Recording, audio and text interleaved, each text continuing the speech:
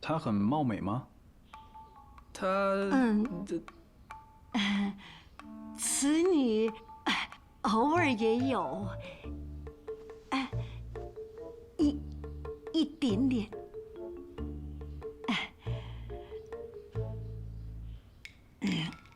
肥肉的妾室再媚人，也不过是庸脂俗粉，入不得王爷的眼。范虎说，今日还有几人跟踪过柳氏，有一个乞丐还险些跟到了宅子里，倒也没做什么，可能只是起了色心，也可能他就是养山的眼线。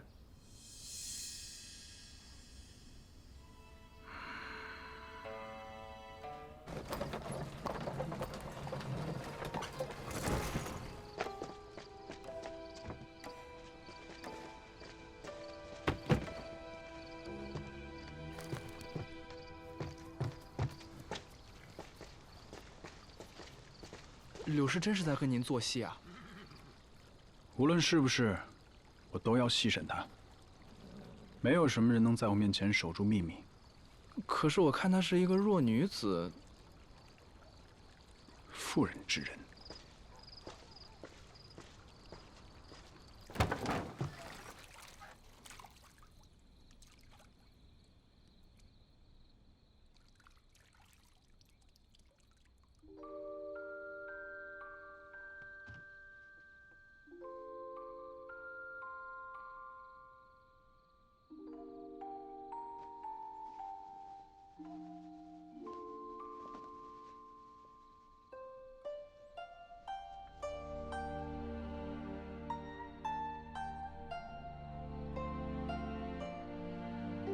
夫君，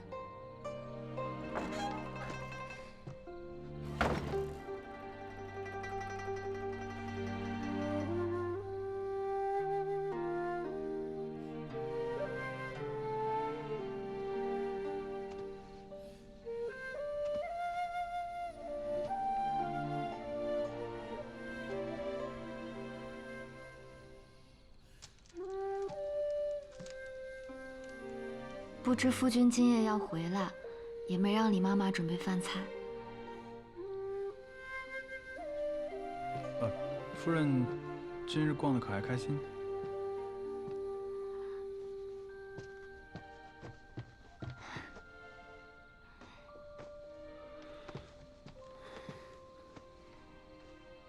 夫君，我为你盘下了2家铺子，也置备了新窑。还有呢？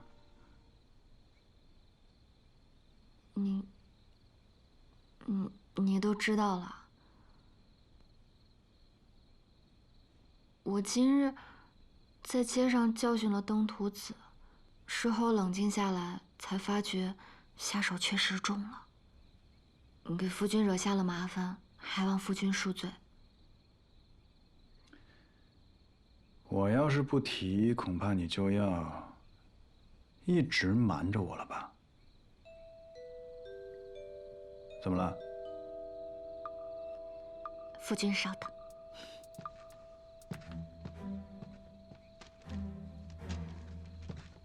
这个是我写的状书，还望夫君替我长眼。状书？嗯。好难看的字儿，恐怕无人能将状书写得这样潦草。陆文果真只是看中了他的姿色。淮阳王监察，对方是守备的侄儿，也只能递呈真州郡上，请淮阳王主持公道了。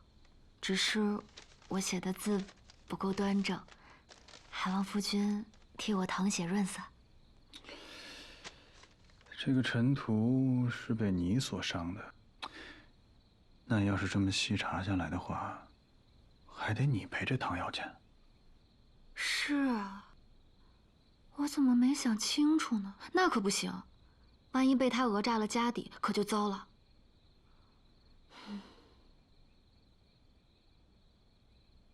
不过也多亏了你还记得，在镖局学的手艺啊。可是镖局应该不教这个银针刺学吧？跟谁学的？夫君稍等。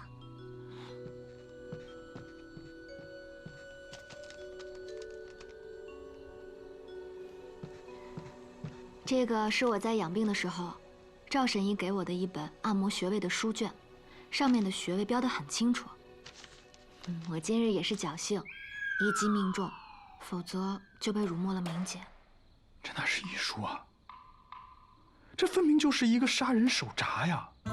你看这标记的这么血腥，这么露骨，你哪能学这个呀？这不要学。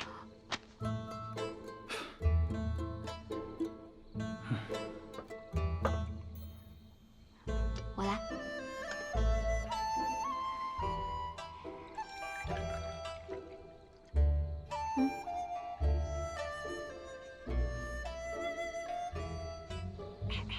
怎么样？去！王爷正在亲自审问刘氏呢。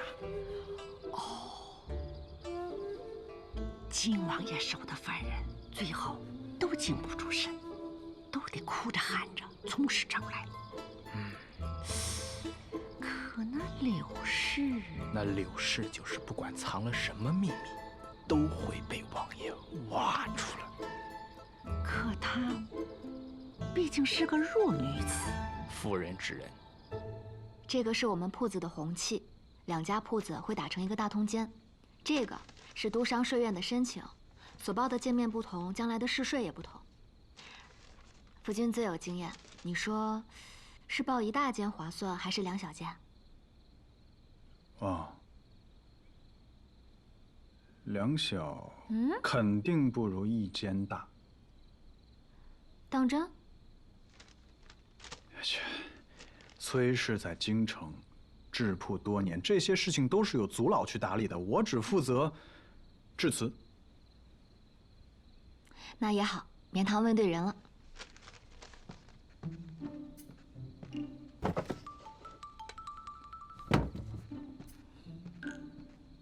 我今日还去见了瓷匠，这个是本地的白瓷，夫君看看有什么问题？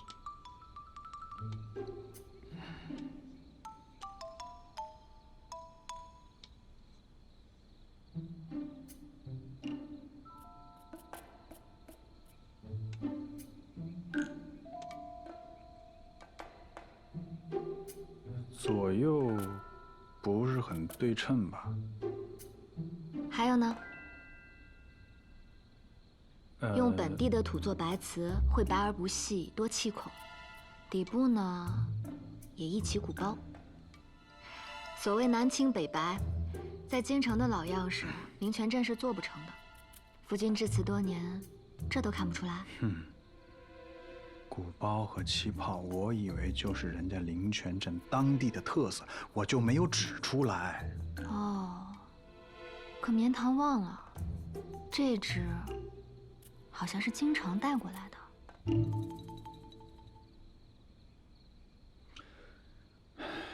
夫人经营多日，就是为了在此刻盘问我呀。绵堂只是觉得奇怪，夫君似乎不像一个瓷商。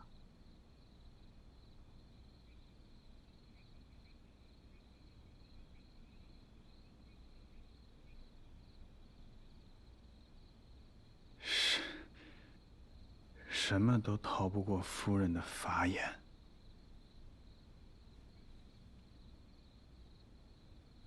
我就是一个没用的纨绔。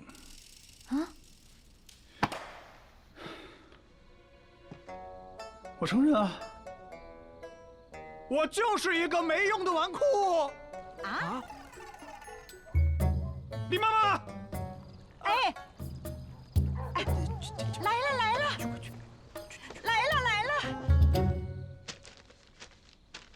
这是家主在京城仅存的地契了，官府批过红的，还有雇佣帮翁的文书，这些都是夫人您过的手。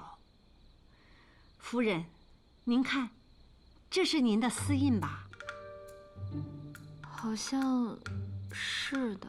自从你进门啊，那家里的大事儿、小事儿都交由你打理了。为夫才有闲心去潜心于骑术，偶尔陪船送货。可是到头来，还是不如夫人精进。那之前怎么不告诉我呀？为夫想要洗心革面，想要担起家主的责任，只可惜啊，只可惜他没本事啊，全靠夫人。李妈妈啊，先出去吧。啊，我居然会经商，可我为什么半点印象都没有啊？夫人，你也不必太过自责。忘了看家的本事，那也不是你的错啊。嗯。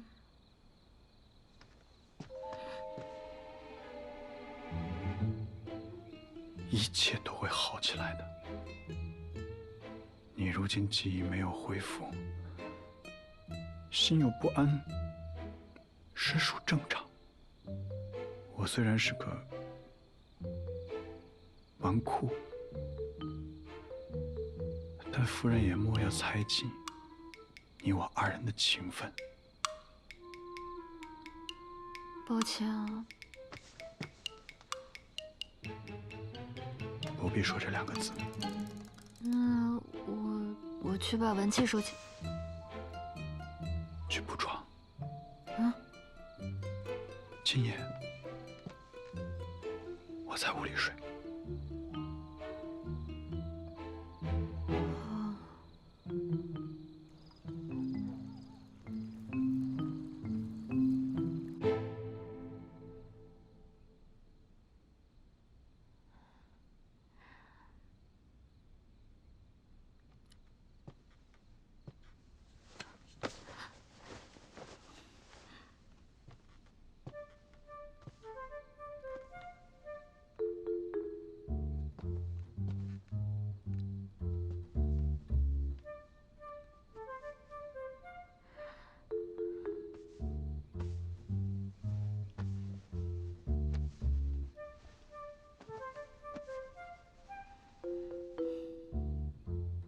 怎么没睡呢？没呢。夫君是要睡觉。好。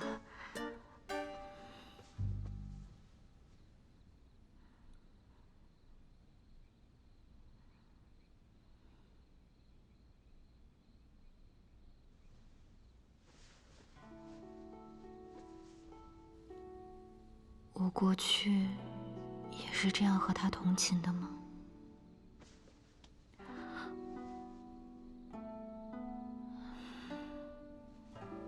睡不着啊？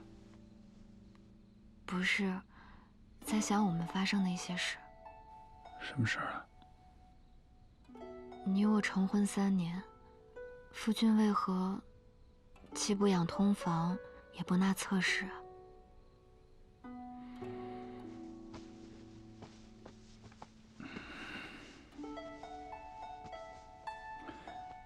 夫人，有你一个就够了。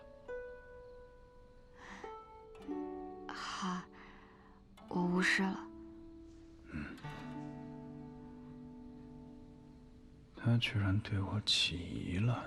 若是恢复了记忆，只怕不会像方才那样挑破，反要继续装下去。可若他没有恢复，一个山匪的爱妾竟有如此细心的观察，这个柳绵堂到底在想什么？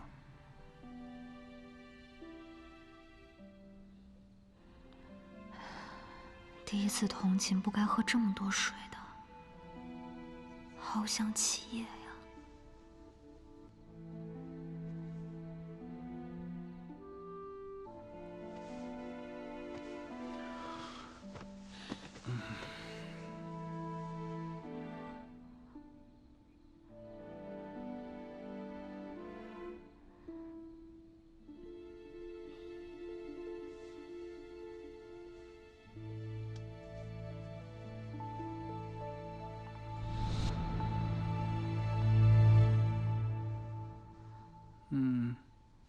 怎么了？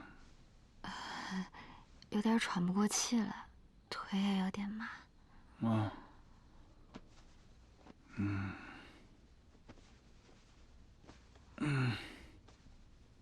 夫君，你手上怎么有伤啊？睡着。哦。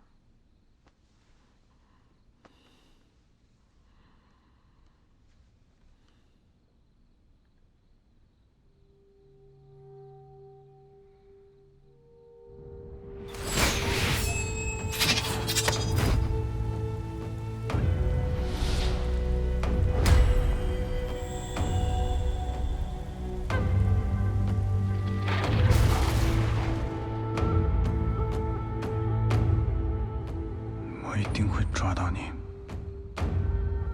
陆温。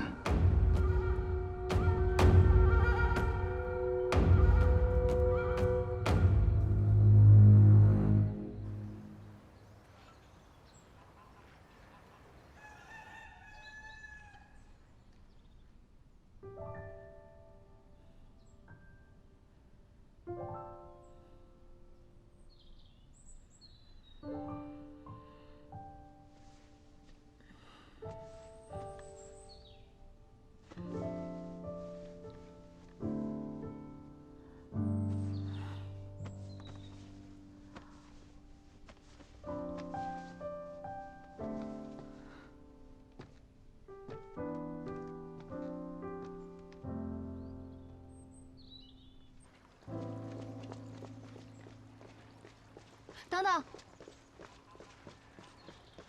怎么了，夫人？我约了棋友。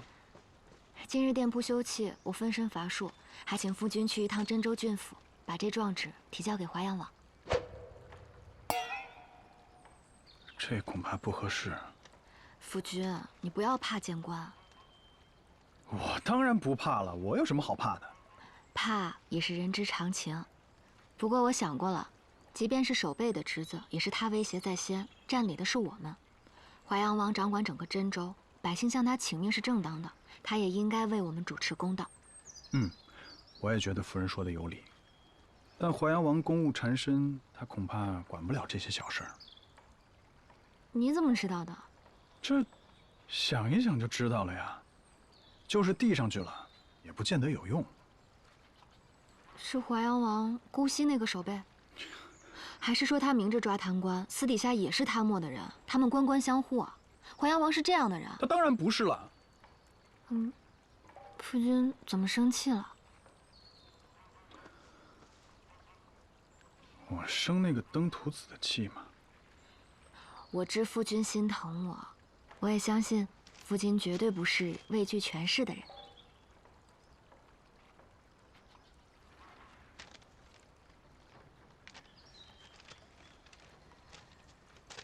作孽呀！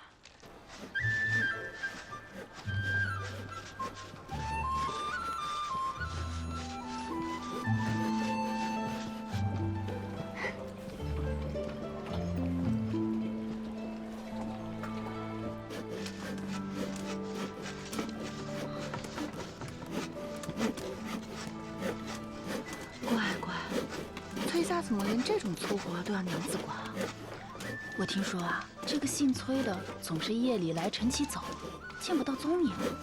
这做派的，那姓柳的可别是个外室啊！就是说啊，别又像张家一样把镇上搞得乌烟瘴气。赵家娘子、尹家娘子，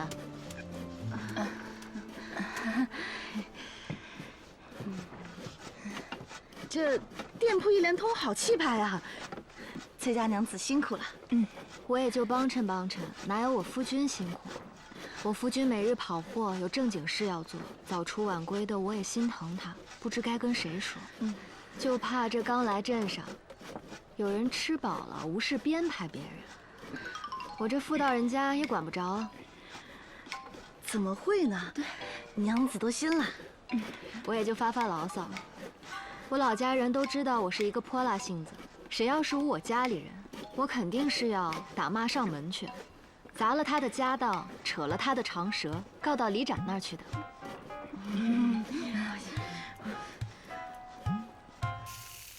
戎部侵占了西周的良田，下属又遭蝗灾，百姓们没了粮食，都在争食山中的蓬草啊！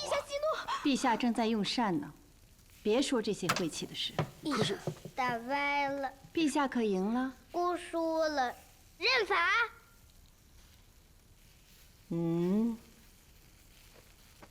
哎，你跪啥呀？姑让你弹这儿，快呀！陛下，您贵为一国之君，怎么能损伤了龙体呢？快过来用膳吧。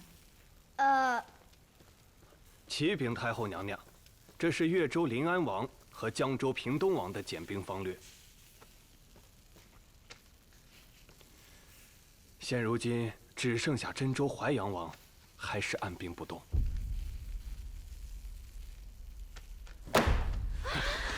放肆！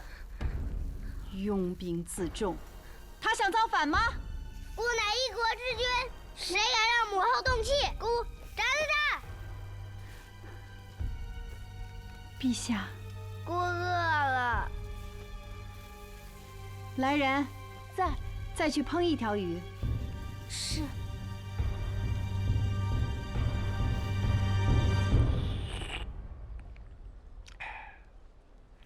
是是非非，竟不真。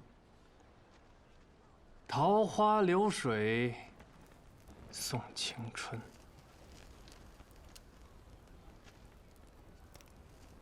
你恩师来信说什么了？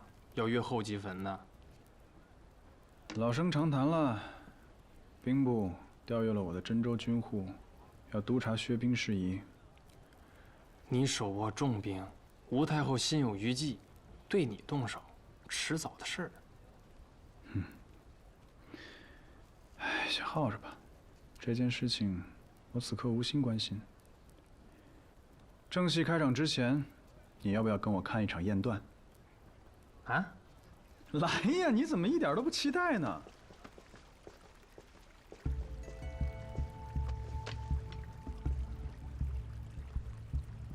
老王，侯爷，侯爷，你可我府上门房干嘛？哎，你先别着急。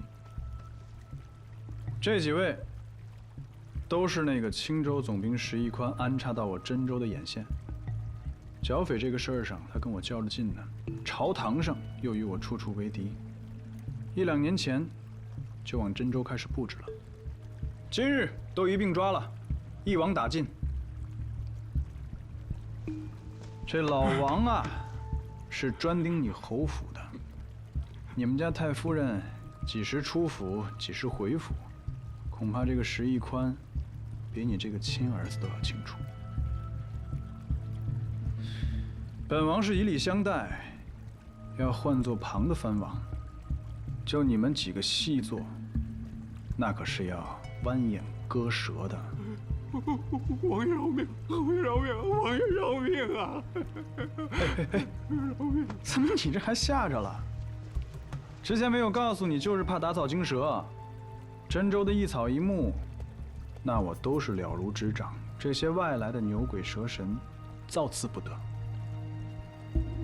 老王，你和你的家人要是想活命的话，就照我说的，传话去给你们的石一宽，明白吗？明白，明白，明白。好。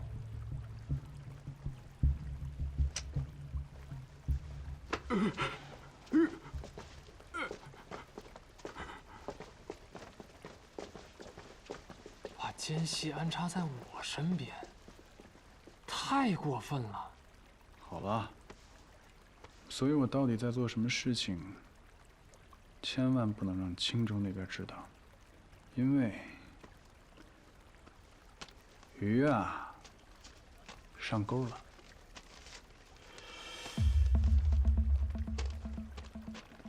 不是凭这么一鬼画符，你就能断定仰山发现柳绵堂了？哎，你不是经常去那个骑士部庄吗？啊，他们家让仰山给劫了。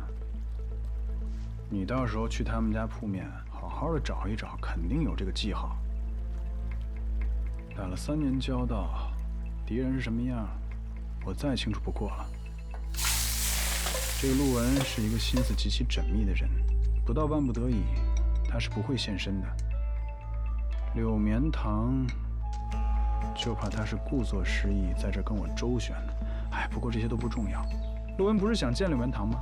那好啊，我就合了他的意，去办一场盛大的、合乎情理的场面。到时候让灵泉镇的所有人都见见这个柳绵堂。这。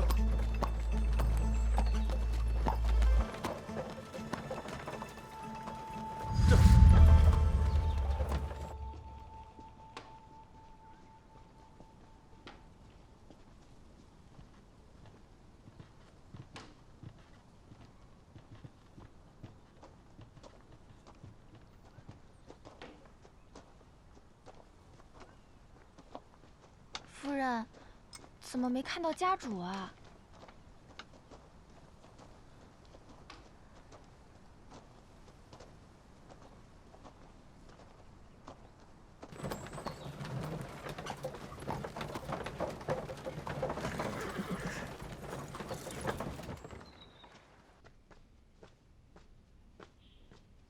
夫君回来了。嗯。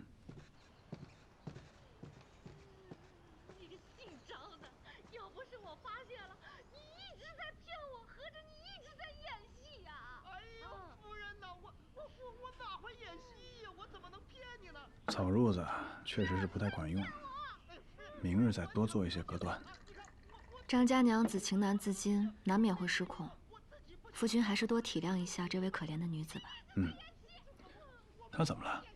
她以为夫君对自己一心一意，谁能想到张家郎君只是对她有所图，表面敷衍，每一句话亦都是谎言。夫人怎么还知道这些？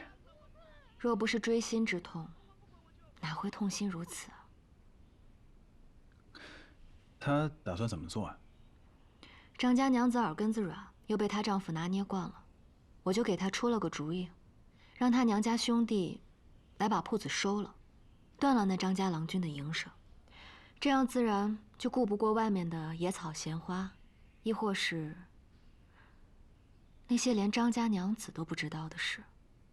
苦和无常，家家都有一本难念的经。夫人，日后不要掺和这些事情。可若真的是谎言呢？早晚有一日会被人察觉啊。翠九，我当真是你的夫人吗？夫人为何起疑啊？你是待我无可挑剔，可你每每见我，总是莫名的疏离身份。你我并不像寻常的夫妻。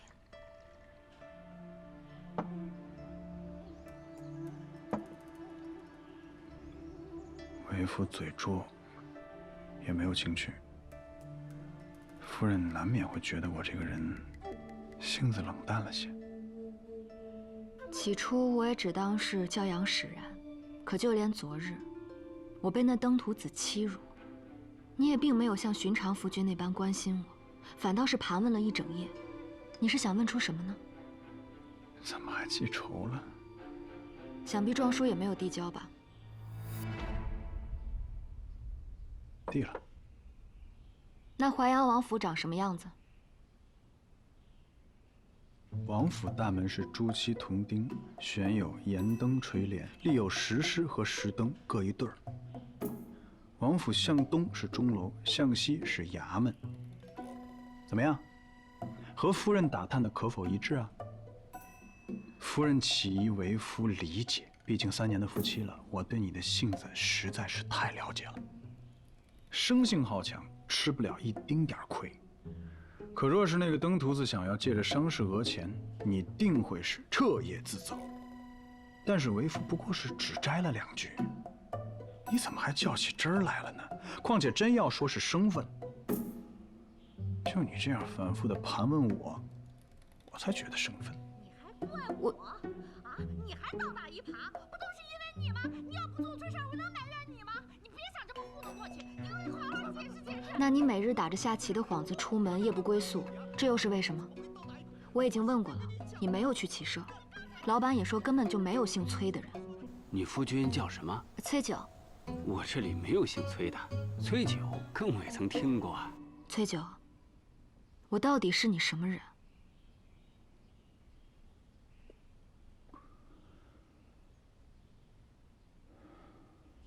我棋艺不精，但我也要脸面。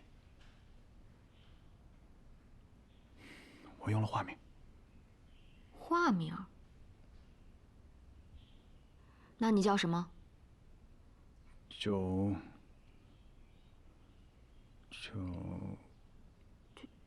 九。你叫九九？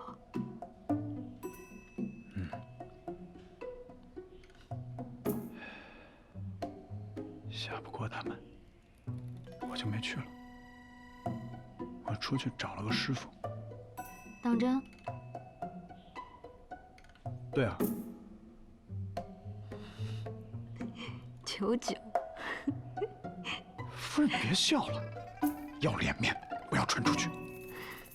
姓柳的，你给我出来！你快，你快出来！我现在看不见你，你快点让我看见你，我要跟你算账！哎呀，气死我！姓柳的，是隔壁张家郎君。夫妻感情，啊！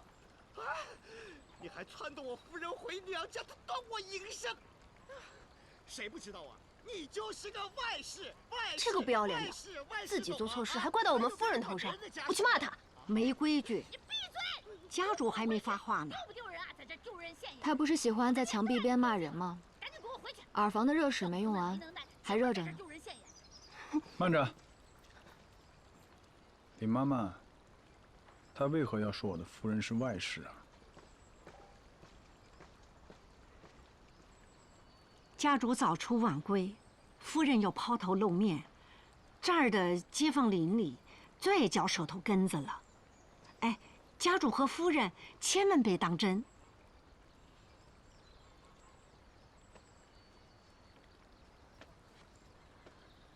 此地流言如虎，让我的夫人受委屈了。李妈妈，这件事情要如何替夫人证明？要不，家主您多带着夫人出去走走。就是走走吗？走走也堵住他们的嘴，该说的还是要说的。要一鼓作气，遏制流言。那家主可要广结善缘了。结缘？按照真州习俗，择一良辰吉日，把镇上的乡绅和街坊四邻请来吃顿宴席。哎，一般家里的正宴都是由主母亲自操办的，那夫人在宴席上一露面，主母的身份不言自明，且还能在街坊四邻当中留个好印象，有助于咱们今后行商，一举三得。好啊。那宴席上的酒水食材都要金贵些。也不必如此吧。哎，要的。家主在此地安家置业，那怎么的也得摆弄宴席，请街坊四邻吃顿好的，就全当是温居了。就为了打消我的顾虑吗？你知道办一场宴席要花费多少银钱吗？只要我的夫人能心安，花多少银钱都值得。夫君又何必为那些不重要的事如此铺张呢？这怎么是不重要的事情呢？我夫人的名声就是我府上最重要的事情。哎，对，家主他为了夫人，从不计用度的。想要在此地别开生面，银钱就不能省。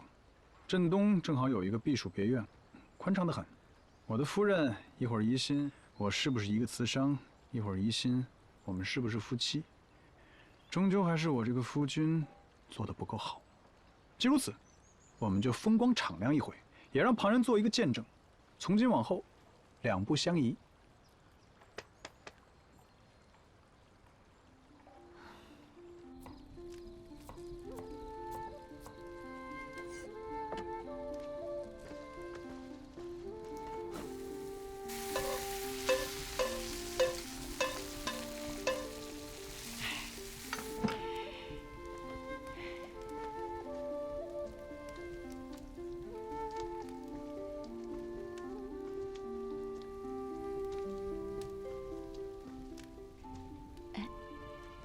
人，妈妈既知夫君散尽了家财，适才为何还怂恿着家主摆宴啊？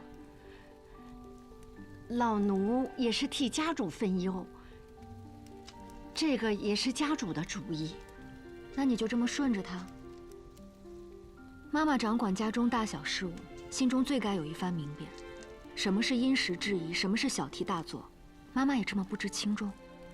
你从前就是这么当家的。夫人，您不妨也想一想，这个家里头，除了您心疼银钱，难道家主就不心疼吗？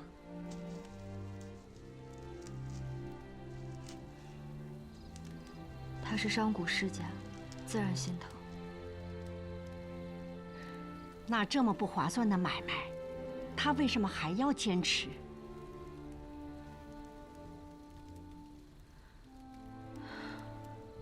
商人重利轻别离，他能为我不计钱财至此，也确实难得。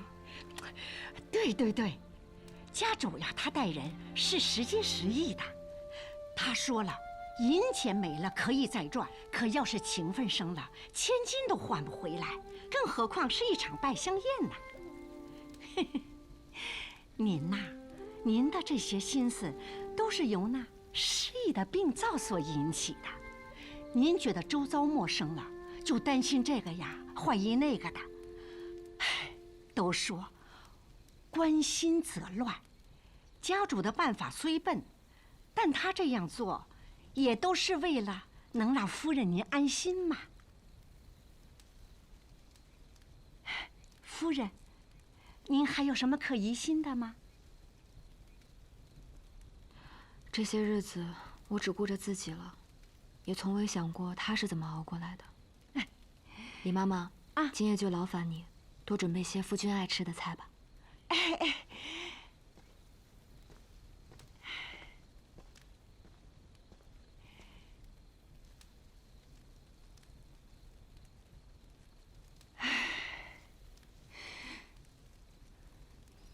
作孽，作孽呀！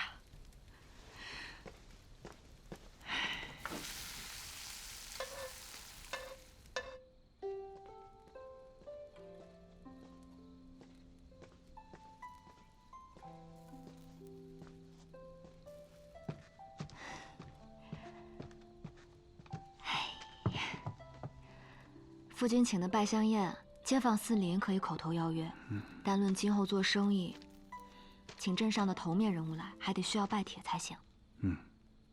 拜帖。这个是商贾大户的名录，还请夫君把它誊进拜帖里。这么多人。还有这个是官员名录，虽说请了他们也不会来，但礼数尽了，总归没错。夫人，不必这样。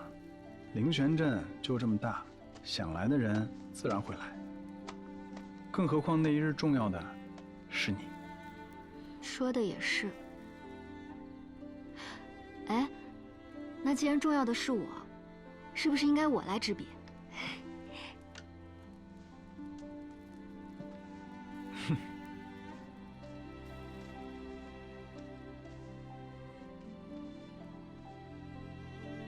我写的很丑吗？确实。罢了，为父教你。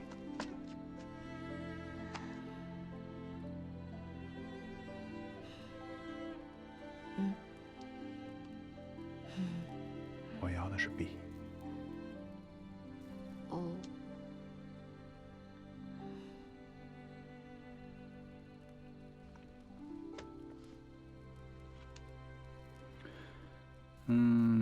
首先呢，你写字的问题是横画还有竖画写不好，可以找一个横画多一点的字先练练。那我想写夫妻和鸣的妻字。那倒不如就写秉公无私的秉字，还可以练练横撇捺。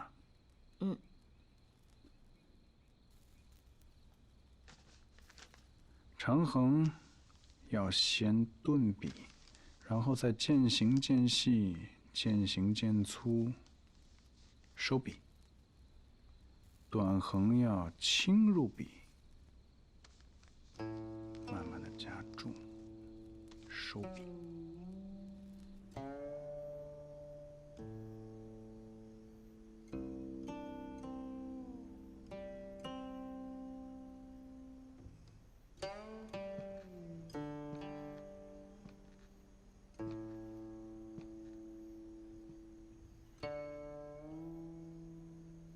公子的琴声如此悲凄，是在思念刘姐姐吧？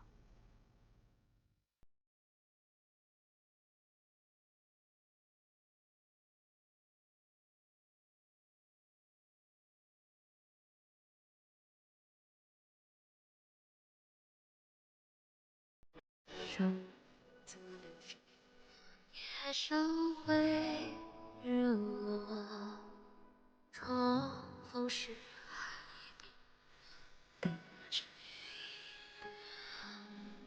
没人经过，一转身，海棠飘落，爱对了，怎么月光遗落，谁不惜千万里流云落雪，难相相遇相别，踏过春水流离纠结，一双人一个月，心与心的约，交残月，淹没了明明灭灭。莫问庭前花，昨夜开几莫追究心里半生烟波，那些尘埃与风，不知无休，平生也擅长空爱水波，谁是千万里流云卧雪，难相守亦相悦，何知谁流离纠结，一双人一个月相